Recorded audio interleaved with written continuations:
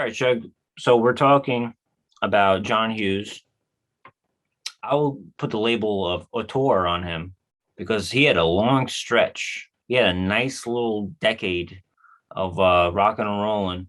A lot of classic films and everything. And but it began earlier too with there's a culture in like Harvard. You have Conan O'Brien.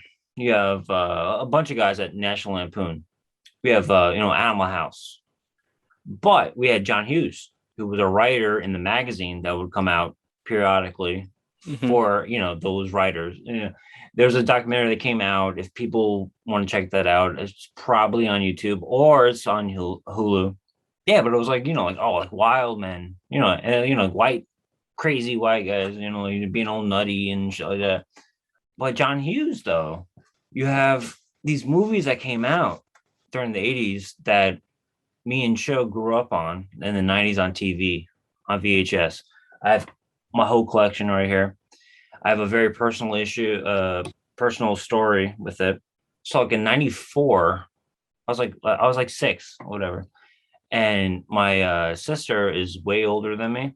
And she bought me Breakfast Club on VHS. This is the actual copy. She bought it. She's like, 17 years older than me. She bought me that and she's like, oh yeah, I remember the movie. It was great, but I'm like, wow, this is meaningful. So I know that movie by heart. I love Breakfast Club. But yeah, but it's like if you go like movie by movie, you're like, oh, he's a writer. Oh, he's a director. Oh, he's a producer. Oh, he's this. So there's so many movies. Well, he started off with Vacation, and that one was based off a story that he wrote in National Lampoons, which was Vacation 58. Mhm. And I'm not familiar with the story, but it's something we all could relate to, road trips and family trips. And I think, him and Harold Ramis, they just got together and just, added a lot of, whimsical things. And I think that's the beauty of basically all his movies. Like they're not too, fantastical. They're Reality basically based. things that people could relate to. And it's just, he adds in, a lot of humor with a little bit of exaggeration. And, that's really like the hallmark of his films. A lot of his movies serious in tone. Some of his movies very comedic in tone. Like he had a lot of range in that regard. And I want to bring this up because I mentioned the whole VHS thing. I felt like I was rambling on. So I have the VHS. I have Home Alone. I actually saw Home Alone, the end of it. I was like a year old, and my cousin who lived with us for a while, he brought me in there, and I'm like a year old, and he's like, oh, we're watching. I have a fucking memory of this. Like it's bizarre. I don't know that old. Like think about it, 1990, late 1990, and I saw the end of Home Alone, which is a John Hughes, like production. And then we watched Edward Scissorhands afterwards. And this is like in Bay Plaza in the Bronx. And it's a memory of mine. So John Hughes always held just go. I don't know. I always appreciated him.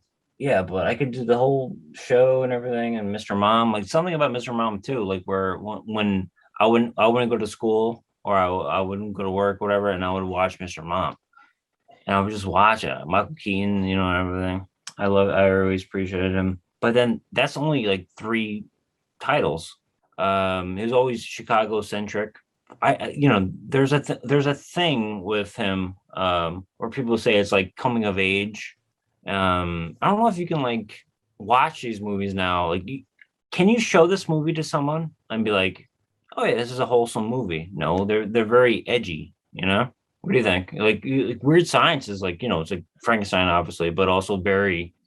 That's a very you can't show that movie anymore. It's very edgy. Like owning a woman. That's bizarre. You can't do that anymore. Well, all that stuff is basically he kind of built like the foundation for movies of different for different sets of people. Like obviously he started off with more of like the teen movies, and then later on in his career he moved towards more adult themes, and kids movies. So he kind of moved to the opposite ends of the spectrum with, children's movies, movies about people who are adults and have careers and that type of stuff.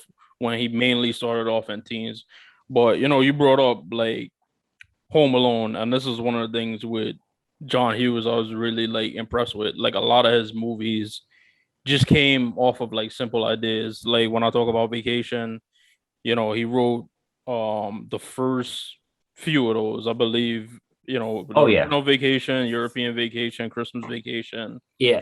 He might have did And Vegas Vacation. I no, don't no, no, know no. that one well, I but no, no Vegas, but the Christmas one is like one of my favorite movies of all time. So he did the first three. yeah, and Unbelievable. he just took the idea of just like a family vacation and all of the wackiness that comes with it.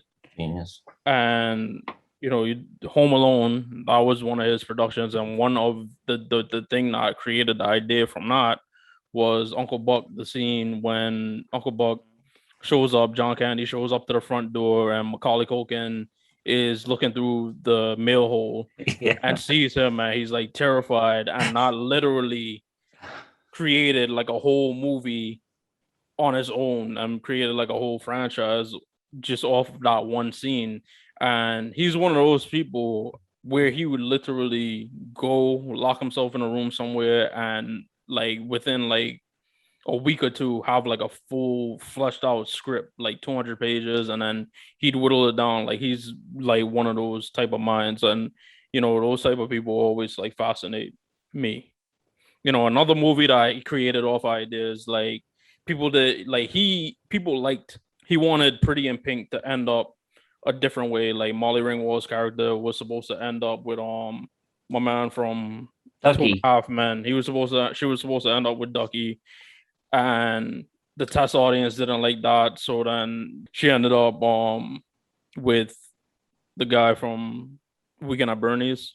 Yeah, McCarthy. yeah, McCarthy, Yeah. and the fact that the test audience didn't like, you know, Molly Ringwald's character ending up with, her nerdy friend, he decided to take that same idea, turn it into a whole another movie, and I became some kind of wonderful where, the main guy wants like the popular girl while he has a friend that relates to him and stuff like that, and the movie ends up with him, spoiler alert if you wanted to watch any of these movies after we talk about them, he ends up with the friend because John Hughes personally he didn't like how Pretty in Pink ended because he felt he was forced to end it a certain way when he wanted to end it another way. And that's one of my favorite movies of his. Some kind of wonderful. I like Eric Stoltz. We all love Leah Thompson. I love her too. I forgot her name though. Mary Stuart Masterson. Yeah, she's great. Like really great actress or actor. Yeah, but it's funny. It's like what I want to say right now is his movies were played constantly, not in a bad way. All the vacation movies. I have every single version of the VHS and DVD of Christmas Vacation. I've, I have everything. So it's like he had this span from like for like not even 10 years, just like these classic movies that we grew up on. And TNT and TBS would play this. I said my sister got me the Breakfast Club, and I know it by heart. I know the movie by heart. Home Alone, I had the personal thing. The thing about him is like it kind of just like ended, and everyone always said. I remember like pre-internet, they would say like Jingle All the Way was written by him. I was like, no. They were like, yeah, Jingle All the Way was written by him. Mm-hmm. So I don't know if is that a real thing. Like I was like, No, mm, I didn't have that. yeah, but they were like saying The like rumors and stuff because he became a recluse, But again, like he was a very family often oriented. imitate Yeah. he was often imitated but could never be duplicated type of person. So a lot of these movies, the fact that he made this plethora of films, like it obviously went on to influence other films. Hey, we have a there's a Home Alone inspired movie coming out right now. But all these movies though, because like it started off like from college humor, like National Lampoons, and it's just like it was from an article of John Hughes' family vacation in a station wagon years earlier, and they turned it into a franchise. Man, he didn't. Then he kept going, and he always laid down what he wanted to do. He wanted to do like movies about the coming of age thing, but I think it was always had an edge to it. Like 16 Candles, they don't play that anymore on TV. I Like watched it like 2 weeks ago, like 4 times. Like, hey, don't bring it up. No, but I love that man. Oh man, it's just beautiful. Like it's such a great great freaking movie. movie. The whole thing about A lot of 80s people in it too. John Cusack, Joan Cusack. yeah, Oh, I was gonna bring up John Cusack. He did the whole thing, but it's outdated now. But the whole thing when he walked around, I was like, oh, something about him. But every single movie of his, I can watch it like 30 minutes into it, an hour into it, and just like finish it. I don't have to like start from the beginning, you know? I do appreciate the Christmas vacation theme. You get what I'm saying though? Like where like it's just a movie where it's a comfort movie. yeah, Very comforting. a lot of these movies are. I mean, my sister, I don't like the first. I'm not a fan of the first Home Alone movie. I prefer the second one over the first one. But my sister, she loves Home Alone. So every Christmas, Thanksgiving, when we get together, we have to watch it like over and over and over again. But a lot of these movies I got introduced to from my mom because a lot of these movies she grew up with. So I watched Breakfast Club when I was really, really young. Ferris Bueller, I watched Yeah. when Oh I yeah. was really, really young. And obviously, like, as I grew up, my thoughts on Ferris Bueller changed. I don't like Ferris Bueller. I hate him. I I don't don't want the like the character. character. I hate him. Before it was like cool, and I it's don't one like of him. those things where people say like, oh, like now that you're an adult, you kind of like side with like the principal. But I felt the same way when I was in high school. I was like, this is like the worst friend ever. Why does he do this to his friend? Like, this is Yeah, he's a terrible. dick. Yeah. Well, got to remember in context, me and you are Geminis, so I think we have a very similar personality, and I just don't like the character. He's a dick. I Mhm. want a day off. He wants to go out and party and stuff, and do a goddamn twist and shout. No, we don't want that. Because you know why? Because he was worried about his girlfriend, and his friend was just like, I don't want to do it, and he made him. He pressured him. I don't like it. But that's a great, that's another great one. We didn't really talk about the whole like one after another. Like they did 16 Candles, and then like the movie came out like a year after, and like a month later or a couple months later, they had Weird Science, and Anthony Michael Hall was a goddamn man, and people were like, "What?" They're like, "Wow, this kid out of nowhere is a man," and like he did such succession. Oh, Breakfast Club, I meant, but it was such succession of movies in a row. Like, man, it's very impressive. And he just got burnt out. And there's a clip on MTV or like on YouTube, you can look at it, where he's like hanging out with like the guys who made the music for the movies and stuff. And like he was so into it, man. Like, I don't know. He seemed like a really cool guy.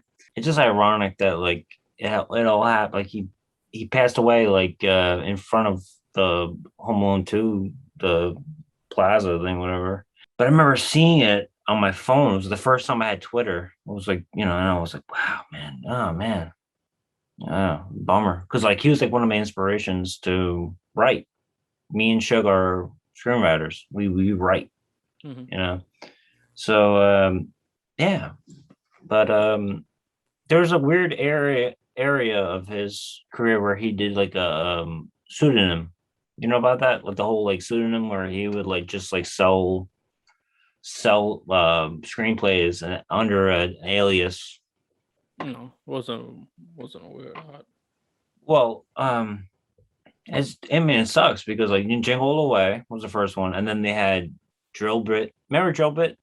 Yeah, well, he's credited with that. That's his last Oh, credited and film. now they Yeah, say it. Yeah, yeah, okay. Drill Oh Bit well, Taylor.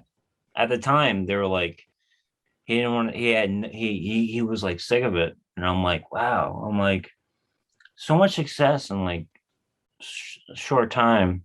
Yeah, it makes you wonder, like, oh, man, like, wow, like he could have been Spielberg. This guy could have been Spielberg, man. Think about that. Comedies up against adventure movies and stuff, or like like a Spielberg and stuff, or like up until he started doing like epics. Spielberg did epics and stuff. But man, toe to toe, oh John Hughes, man, Jesus, he did a lot of, and then he inspired the whole Kevin Smith. We talked about this before, link for the Kevin Smith thing. I don't know, like it kind of like was a like Kevin Smith like praised this guy John Hughes. He did George Lucas and everything. There's a reason why. It was like the quick succession of like great movies. And then for me personally, it's because they played it all the time. All like Comedy Central played National Lampoons, the original, and then the Christmas one. I don't know. It's like comfort. It's like comfort food for me. That's why Yeah, I keep well, moving around. it's easily relatable because, as I said, a lot of these movies were based off of his own experiences. My favorite, one of my favorites, probably up there with all of his other movies, Planes, Trains, Automobiles, based on an actual travel experience that he had where he was stuck in Wichita, Kansas, and was trying to like drive back to Chicago, and he went through kind of that whole thing during a snowstorm, and that inspired that movie, which became like a great movie. Is just like imagine you had to go through all of this, but also having to deal with somebody, a stranger who's an annoyance, and John Candy, who was fantastic in that. She's Having a Baby was like the first time like he ventured. He moved on from the teen movies into more like adult Yeah. targeted fare. I haven't really seen that movie, but I know the song, This Woman's Work came from it, which I love both versions, Kate Bush Oh and Max no, Black. no, no. I'm gonna cut you off right now, man. That they use that song for women who have a baby and then adoption.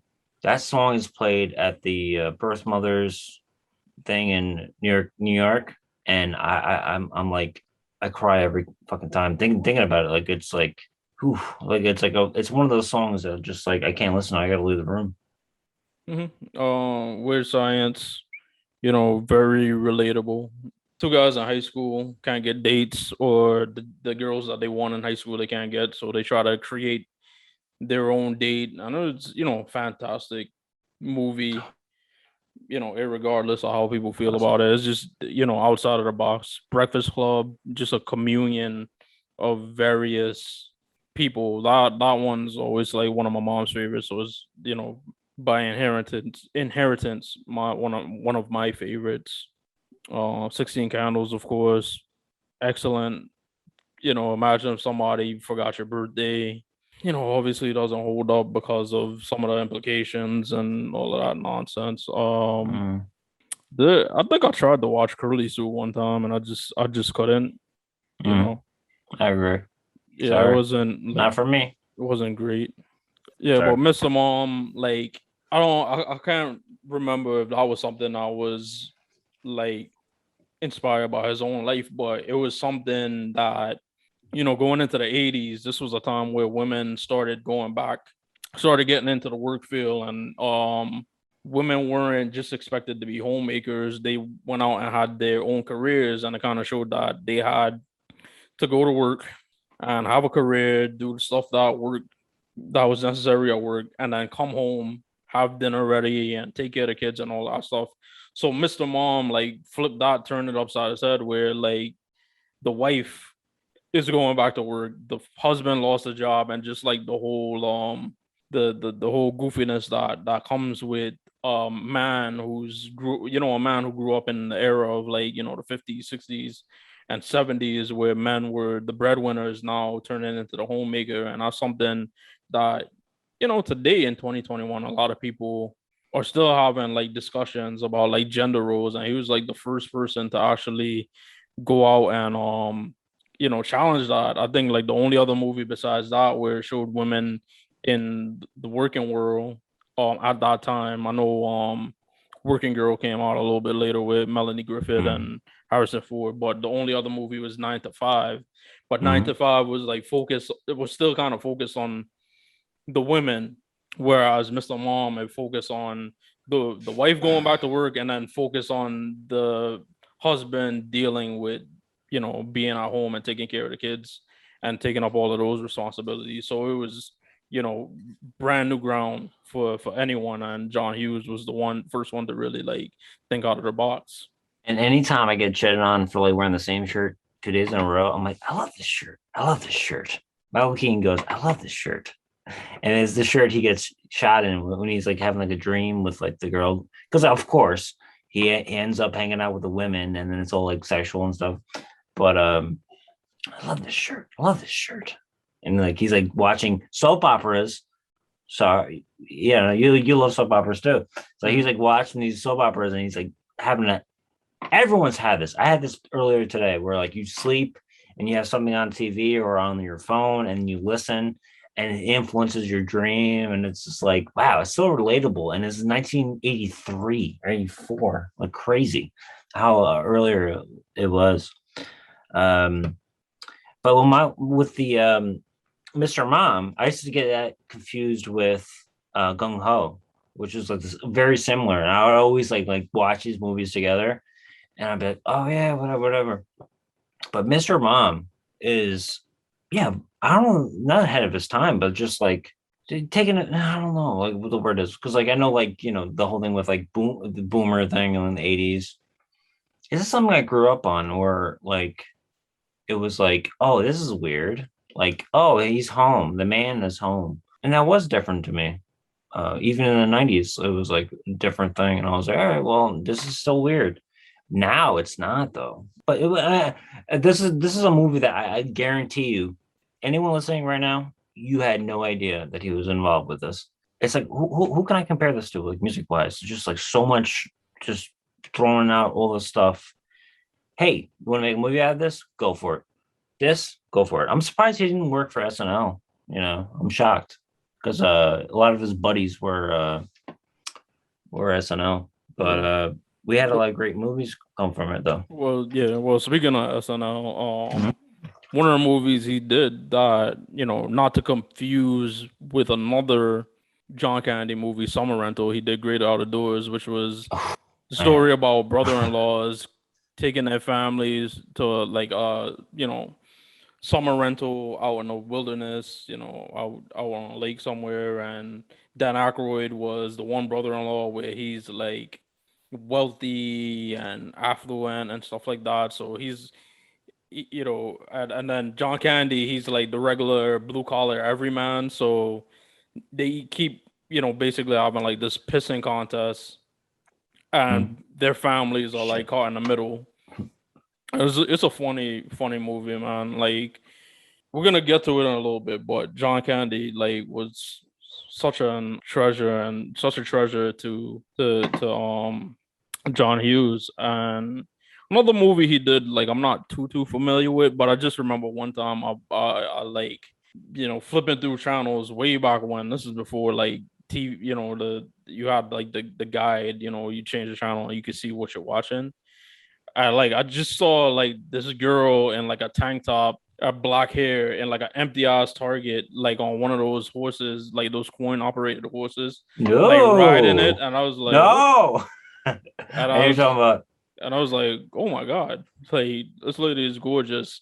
Come to find out later on, it was Jennifer Connelly in oof. Career Opportunities with the guy who, well, he was in Pulp Fiction, he was in the Hoffa movie, he was in Field of Dreams where he played Moonlight Graham as a young man. So And also Little Monsters. Little Monster. He played the villain in Little Monsters, and that movie is very high on my nostalgia list. yeah, and he was in a lot of stuff. I think he was in one of the Marvel shows recently, but I think Career Opportunities was the only movie he got to like star in. And for that reason, I don't know his name off the top of my head, but you know what I'm talking about. A couple other movies I didn't really know. Like he had his hand in the writing part of it. Dennis the Menace, which all of us remember Yeah. when we were kids. They made a live action version of Dennis the Menace. Had a lot of actors we're familiar with. Walter Matthau, Christopher Lloyd. I always Yeah. used to be fond of that movie when I was like, in kindergarten and first grade. I would say comfort food, comfort movies, same thing. Like I've been saying the whole time, where like your father called you want ice cream parlor, the whole thing. Mhm. Like, man, that makes you feel good. Because I had like because we didn't have cable, so we would tape the free weekends, and I would have like Super Mario Brothers. I would have Dennis the Menace. I would have all these movies on VHS. I would watch for like 2 years. So Yeah, like it's just like it's comfort food. yeah, like I have no idea if that kid, the kid that played He's in Rushmore. Dennis the Menace. I don't know if he acted in anything else, but for some reason, his voice saying Mr. Wilson will always be stuck in my head. The Miracle on 34th Street with Oh my goodness, forgot about what's the name? Marnie that. Yeah, Wilson, Matilda. Meryl Wilson. From Matilda and Miss Doubtfire. He wrote the remake. And then one movie I didn't even know. Made in Manhattan. Wow, he did With that too. Yeah, with Jennifer Lopez, Ralph Fiennes. But he kept working though. I mean, he just like, man, he was so invested. Like, there's like videos if you guys want to check out him just like in the studio watching footage of Breakfast Club while he was with the band doing the music. The Simple Minds. He was like really into it and stuff. He must have got burnt out. We all got burnt out. I think he just got burnt out. That's the only thing. I don't know. This is what I read. As I've stated several times in this, he stopped doing teen movies. What was said by a lot of the people he worked with and the cast members on those movies, he was very, very like close to them. He was kind of like an older brother, but he was an older brother to like the teens, the Molly Ringwalds, the Emilio Estevez, the Anthony Michael Hall, Ali Sheedy. He was really tight with them, and he was kind of like an older brother with them. But what kind of happens is, the older you get, the less you want to hang out with like the weird old guy.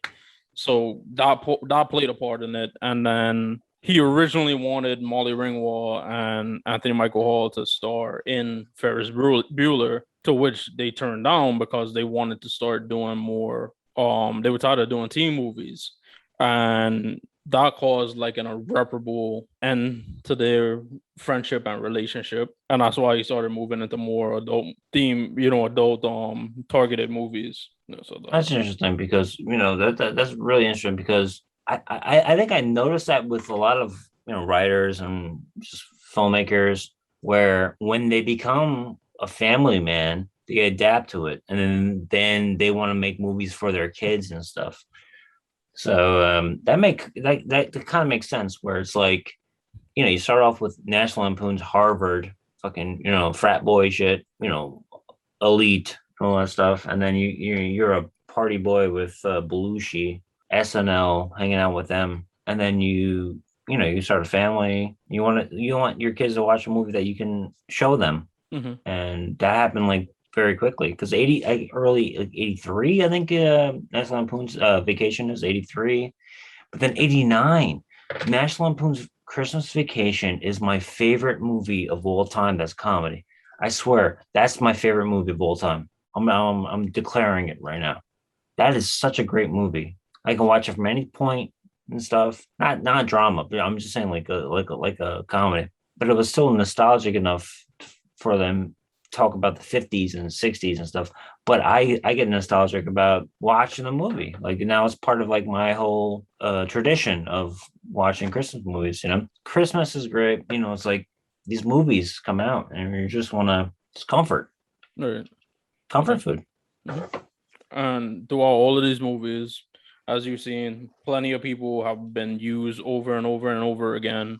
The only person he's ever worked with that he for sure was like, I'm never working with this guy again, was Judd Nelson, which was due to his method acting. Jordan Nelson was meant to be like the bully in the movie, so he kind of like, spent time terrorizing the other cast members, so there would be a genuine apathy towards him, and like, he would be antagonistic towards them. Mm. So he was really the only one he didn't get along with. But one person he worked with repeatedly was John Candy.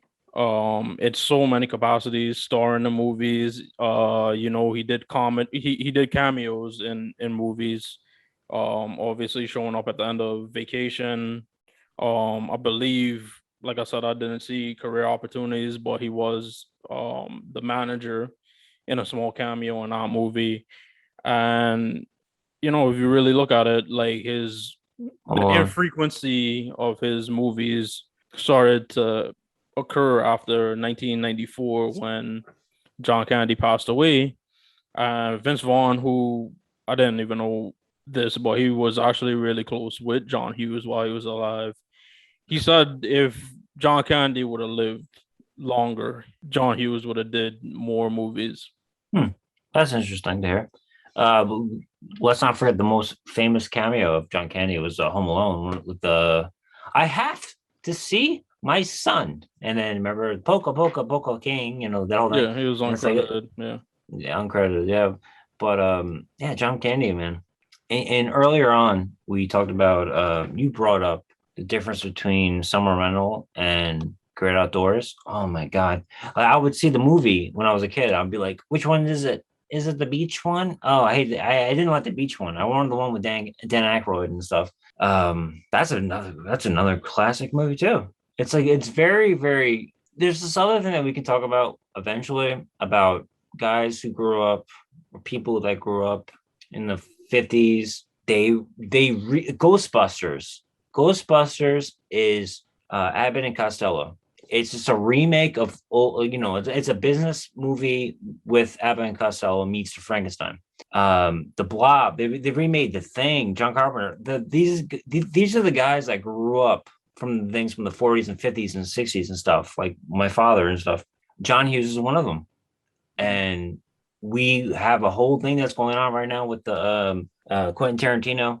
It's the same exact thing that Quentin Tarantino did in the 90s. He just turned it up to 11. It's just inspired by things that already happened, and he just like mixes it to things he loved watching growing up. John Hughes grew up watching all the comedy teams and stuff, and he just like mixed it into his like Weird Science is Frankenstein, obviously. It's like, hey, you want to have what would you do if you were 15 and you had like a machine that can make a person or a woman or whatever you want to say. But yeah, but Quentin Tarantino is the same exact thing where it's like it's what he grew up on. He And pioneered 3D printing. I just realized that. yeah, there you go. There you go. It's great. But oh man, it's just like you hit on a note, and it's just like people like are attracted to it and stuff. And it only took later on for me to realize that he was responsible for many of the titles and stuff. And that's why that's why we appreciate him because I didn't know until later on that like right now I want this like I'm like John Hughes. Oh shit! Like he's on everything. Like it's like bizarre that like there's like so many DVDs I have over here where I'm like John Hughes. Wow, good for him. So that's why that's why we're appreciating this. That's why we're doing like a freaking marathon on this. But it's important because it inspired me for the reason why I started writing. Like Breakfast Club, I know by heart. I can do the whole thing, and it's like I think it's perfect. I think that's a perfect movie. Would you agree? Like that just seems like a play. Like you can do it on a stage. Yeah, What do you think? yeah. I mean, contrary to today's standards, because Uh, obviously there's stuff in there that didn't hold up, didn't hasn't held up, but for the time up until now, it's still pretty good. Watched it the other day, so the overall lessons in it still hold weight. And then I didn't even realize it till like when I was doing my notes, Like I didn't realize like "Don't You Forget About Me." I always thought it was just like implanted in the movie as like high school, like oh, like you're gonna graduate and move on and stuff like that. But literally, the reason for it was going back to the scene where Anthony Michael Hall's character says, you know, what happens after today? Like, do we, Mm. you know, before this, like we never interacted with each other. Now we realize like we're more alike than different. What happens, you know, today Saturday? What happens on Monday? Like, do you guys just like, will you just walk past me in the hallway? And I never realized like that's that Mm. was the meaning or at least the application of the song in a movie. Yeah, it's I don't want to say dark, but it's like it's real. Like I've felt that I've had moments with people, like even when I was a kid, and I would not talk to them ever again. And I would have like, we would have like summer camp, like in the same school, and then I wouldn't talk to them ever again. They would just we hang out one time, and it was very real because we're both from the thing where it was like the transition from old school to like social media and all that stuff like that. And it's just weird that you don't talk to someone again. I'm like, that's bizarre. Like, I don't know. It felt weird. And I can still relate to it. Um, Even though the movie was from 85, I would watch the movie in like the mid 90s up until now. It's like I really I appreciate like the personality stuff to it, where it's that movie can't be made now, obviously. I mean, I would say the closest thing to that would be the thing we have a great discussion about. What do you call it? The show on HBO we watched. The Euphoria. Euphoria. It was like very close to like that, where it's like different, because you had like I always make a jokes about how it's like you have the bully, you have the brain, you have the thing and stuff like that. But now it's like very more detailed. But I think just going back to Breakfast Club, it's like it's a great like it's stage play. It's great stage play. He made it as a play pretty much, and it's the same place where they filmed Home Alone, which is shocking. The same school they filmed Home Alone in a school in somewhere in Illinois, and they made the whole house and everything, like the inside the house and stuff. But that's where they made Breakfast Club, and that's kind of cool. Where he's very Tarantino-ish, if that's a word, where it's like you can tell it's his movie, auteur, as they would say, but you can tell it's a John Hughes thing from. But let me just before I throw it back to you, Dutch. You mentioned where he gradually wanted. Well, he started off with the National Lampoons, but like that's pretty racy or whatever the word is. But Dutch, this movie called Dutch came out in 1990 with Ed O'Neill and my good man from Vegas Vacation, ironically, even though he had nothing to do with it. Ethan This Embry. movie, what's his name again? Ethan Embry. You know his name? Yeah, yeah, he's from Yeah, that. Yeah, can't yeah. hardly wait. Can't hardly wait. Yeah. So this movie to me was like, whoa, this is like edgy. It was like PG-13 only though, but it was like, whoa, I used to watch this movie, and it's a road movie, which is John Hughes loves road. He did National Lampoons, he did, the Planes, Trains, and Automobiles. Home Alone is, sort of a road movie for the mother's perspective. But Dutch was like such like a oh, this is hardcore. Oh my god, I liked it. I was like, oh man, this is great because I like that O'Neill. Last year, we're gonna do it again, but it's a Thanksgiving movie. It's a not step, boyfriends of the mom picking up the guy, and he's like he's like a prickish kid, and he just wants to be like it's very very where he came from because he came from like the Harvard, and before that was like elitist schools and stuff like that. So he imagined like, oh, this guy wants to like be my dad or whatever. Like, fuck you, like that whole thing. And that spoke to me because I've been in similar situations. And I just think everyone should watch Dutch on Thanksgiving because it's good. You forget that like he could do very very kiddish stuff and then very very deep stuff like Breakfast Club, where it's like the scene in Breakfast Club with you're a piece of shit. You know, he's like, the principal beating up the fucking kid. You can't do that now. That's crazy, you know? But I don't know. He did everything. He had the whole spectrum.